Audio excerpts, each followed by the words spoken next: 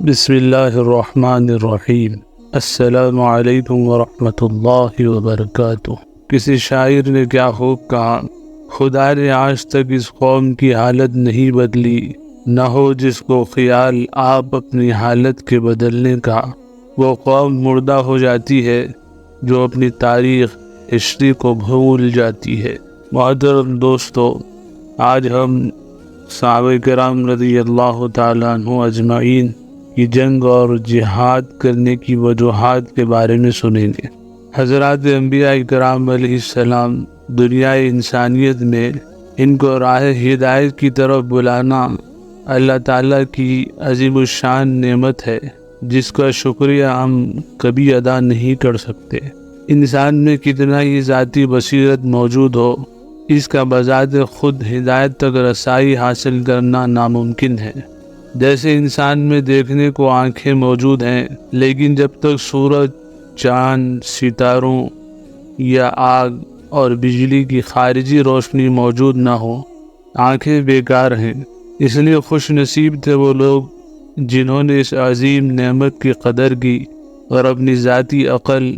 اور دنیاوی مفادات کو خیر بات کہہ کر حضرات انبیاء علیہ السلام کا دامن تھاما اور خود کو اللہ جل شانہ اور اس کے انبیاء علیہ السلام اور رسولوں کے ماتحت کر دیا، جس کے صلے میں اللہ تعالیٰ نے ان کو اپنی محبت اور اپنا قرب خاص عطا کیا۔ اور بدبخت ہیں وہ لوگ جو اس نعمت کا شکریہ ادا کرنے کے بجائے شیطان ملعون کے ساتھی بنے۔ جب ایسے مردود لوگوں نے انبیاء کرام علیہ السلام کی وعظ و نصیحت کو قبول نہ کیا تو سزا کے طور پر کتنی اقوام کو اللہ تعالیٰ نے ہلاک و برباد کر دیا۔ کسی کو غرق کیا، کسی کو زمین میں دھنسایا، کسی پر آسمان سے پتھر برسائے، کسی پر زلزلے بھیجے، کسی پر تند ہوائیں چلائی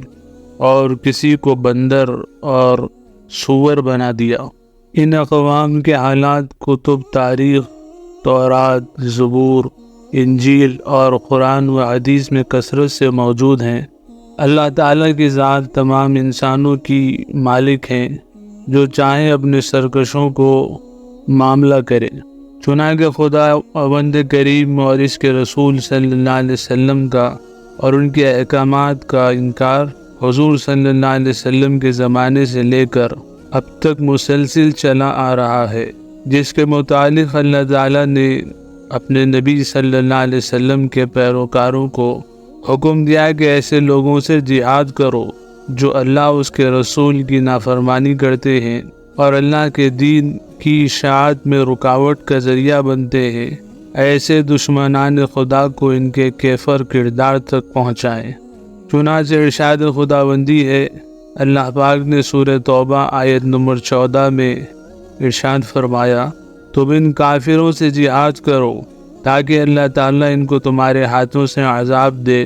اور سورہ انفال آیت نمبر 17 میں ارشاد فرمایا، تم نے ان کفار کو قتل نہیں کیا بلکہ ان کو اللہ تعالیٰ نے قتل کیا ہے، اس لیے کہ میں ان کا مالک ہوں اور خالق ہوں۔ میں نے ان کو پیدا کیا اور پیدائش سے لے کر موت تک دنیا کی تمام نعمتیں پیدا کر کے ان کو عطا فرمائی، لیکن انہوں نے میری عبادت سے منہ پھیر کر مجھے ناراض کیا اور یہ میرے باغی بن گئے، اسی لیے قتل کر دینے کے قابل ہیں۔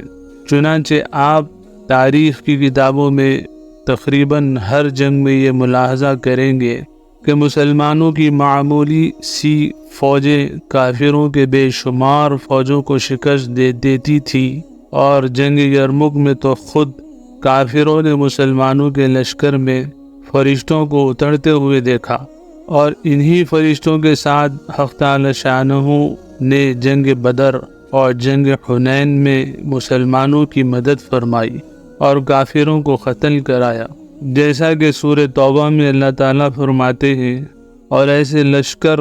فرشتوں کے اتارے جن کو تم نہیں دیکھتے تھے اور کافروں کو سزا دی، چنانکہ کافروں کی یہی سزا ہے۔ یہ فرشتے اللہ کے حکم سے مسلمانوں کی مدد کے لیے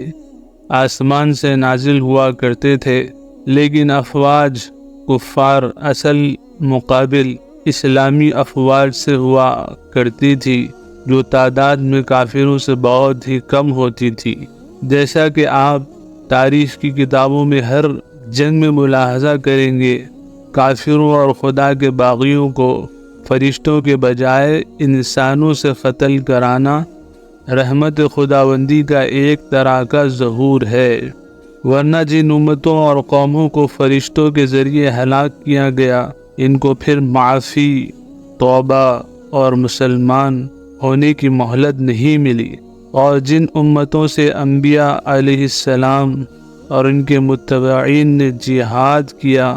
ان کو سننے، سمجھنے اور حق میں غور اور فکر کرنے کا کافی موقع ملا، جس کی وجہ سے بہت سے لوگوں کو ہدایت نصیب ہوئی، اور اگر وہ کفر پر مر گئے تو ان کی اولادوں نے اسلام کو قبول کیا، جیسے طائف اور حلب وغیرہ کے باشندگان۔ چند روزہ مجازی بادشاہت بغاوت کے جرم کو ناقابل معافی جرم قرار دیتی ہے اور تمام دانشور اس کو درست سمجھتے ہیں، حالانکہ باقی شخص نہ بادشاہ اور حکومت کا پیدا کیا ہوا ہے اور نہ ذرہ برابر اس کی کسی چیز کا محتاج ہے، پھر نہ معلوم اس رب العالمین خالق و مالک اور اس کے انبیاء و رسولوں سے بغاوت، کفر کو کیوں معمولی اور حقیر کہہ کر اسلام کے جہاد پر اعتراض کیا کرتے ہیں۔ محترم دوستو، اس کے آگے کا سلسلہ آئندہ کی ویڈیو میں آئے گا۔ آپ سے امید ہے کہ ہماری یہ ویڈیو آپ کو پسند آئی ہوگی۔ اگر پسند آئی ہے تو ہمارے اس چینل کو سبسکرائب کریں، ہماری اس ویڈیو کو لائک کریں، اور ایسی ہی معلوماتی ویڈیوز کو دیکھنے کے لیے ہمارے اس چینل کو وزٹ کریں۔ السلام علیکم ورحمۃ اللہ۔